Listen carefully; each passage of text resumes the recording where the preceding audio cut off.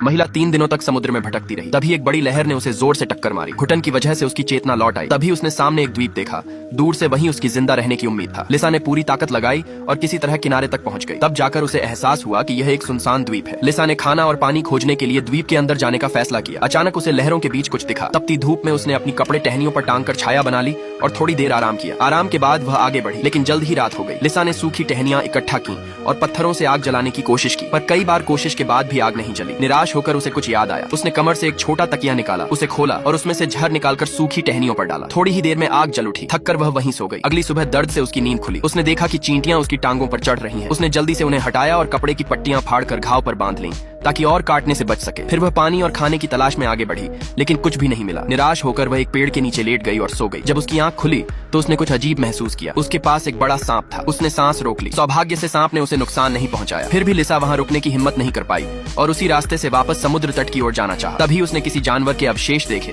और द्वीप के खतरे को समझ गई। अचानक उसके पैर के पास कुछ पड़ा दिखा, एक नारियल, लेकिन वह सड़ा हुआ था। उसने पेड़ पर लगे नारियल देखे, पर वह उन्हें तोड़ नहीं सकी। कमजोरी के कारण उसकी नजर धुंधली होने लगी। अचानक उसे आगे एक घर दिखाई दिया, लेकिन अत्यधिक थकान के कारण वह वहीं बेहोश हो गई। जब उसे होश आया तो उसने पाया कि वह बिस्तर से बंधी हुई थी।